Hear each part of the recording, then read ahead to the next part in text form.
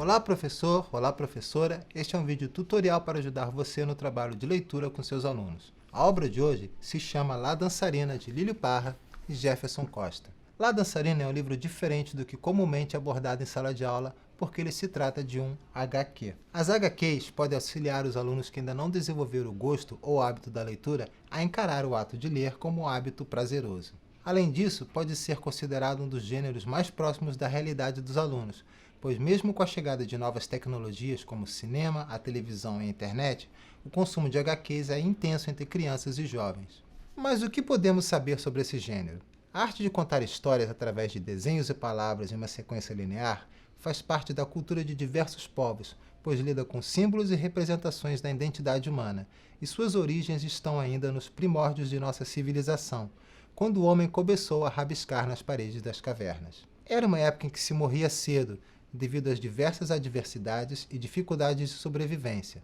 Em face dessa realidade, de que forma o homem poderia repassar a seus filhos técnicas básicas de sobrevivência em um meio tão selvagem, como, por exemplo, produzir fogo, gerar filhos ou caçar um animal? A maneira encontrada foi a utilização de desenhos em forma de sequência.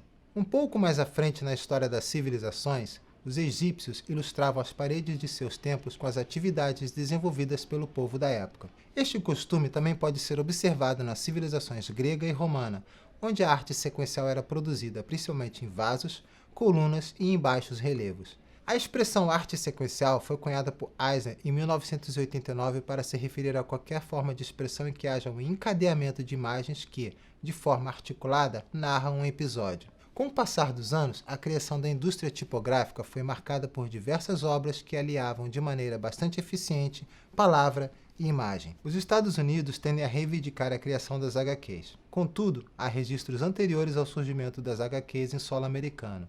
No ano de 1827, no século XIX, o professor suíço Rudolf Topfer criou Messier via Bois, considerada por diversos estudiosos como a primeira HQ do mundo.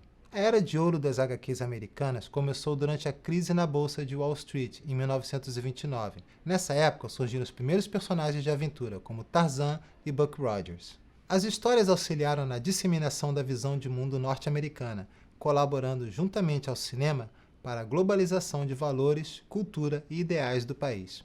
Contudo, o herói mais popular foi Batman, criado em 1939, personagem encomendado pela editora National Periodics, que anos depois viria a ser conhecida por DC Comics. Com o final da Segunda Guerra Mundial, novos gêneros além da aventura começaram a surgir nos quadrinhos, como o terror e o suspense. Enquanto alguns pais e educadores começavam a se preocupar com a influência das HQs sobre os adolescentes, as vendas continuavam em alta. DC Comics e Marvel Comics, indústrias que se firmaram no mercado após a Segunda Guerra Mundial, são até hoje as maiores empresas do ramo de HQ, sendo sucesso de público não só entre os leitores, mas do público em geral que acompanha as adaptações de filmes de super-heróis para o cinema e de séries para os canais de streaming como a Netflix. Diante de todo esse contexto, você pode perceber que a origem da linguagem das HQs acompanhou, de certa forma, a história da humanidade. Agora, vamos entender um pouco mais sobre como os HQs são escritos. A prática de leitura está presente na vida do ser humano desde quando começa, na infância, a compreender o mundo que o cerca.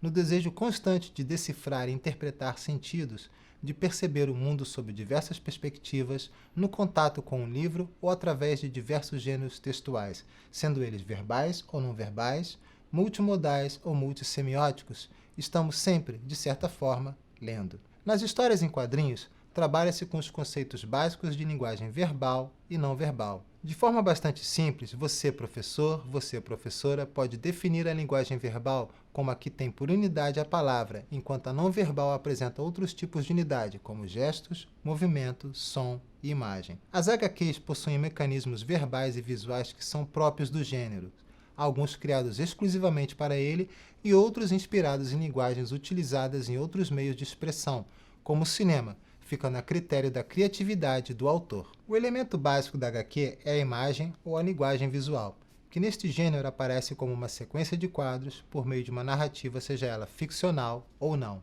Na questão da linguagem, não se pode esquecer o uso das onomatopeias, que são palavras que representam graficamente os sons. Apesar de amplamente utilizadas em diversos gêneros discursivos, é nas HQs que encontramos um terreno fértil para sua plasticidade e sugestão gráfica.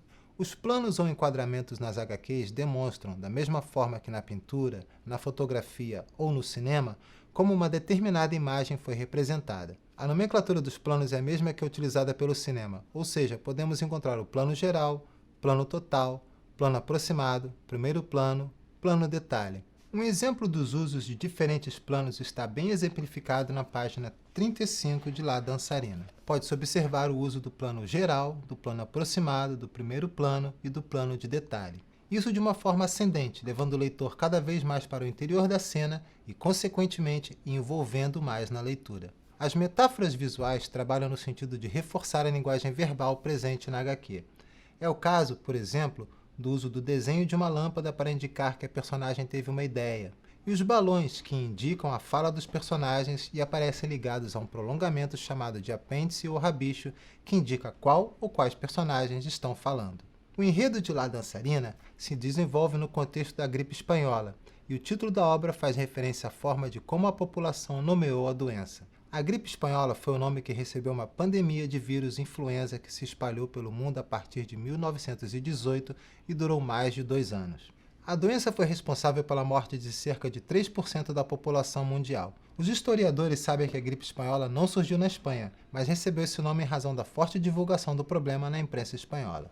A doença chegou ao Brasil por volta de setembro de 1918 e espalhou-se por grandes centros, sobretudo por Salvador, São Paulo e Rio de Janeiro.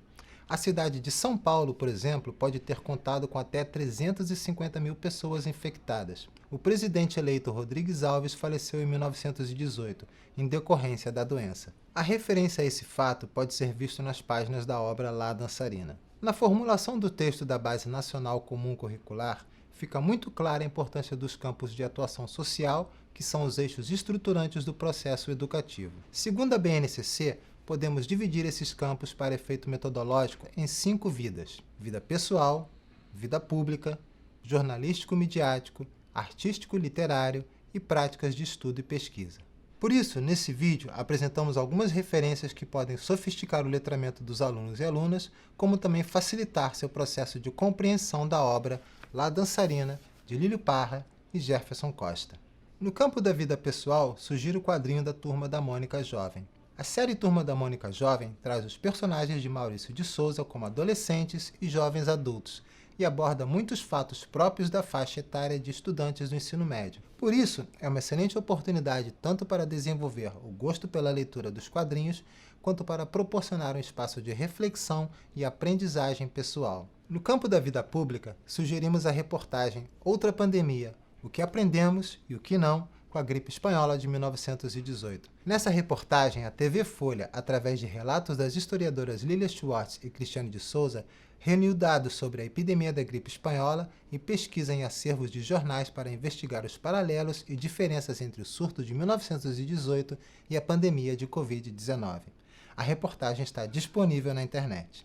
No campo jornalístico-midiático, sugiro o vídeo Como a Arte Pintou as Pandemias, do canal Vivi e Eu Vi, também disponível na internet, que aborda obras das artes plásticas de diferentes séculos que retratam pandemias. Bom, professor, professora, depois desse longo mergulho pelo universo de nossa obra de hoje, eu preciso me despedir de vocês. Espero ter contribuído para o trabalho que vocês desenvolvem com seus alunos e alunas. Foi um prazer estar com vocês e até breve.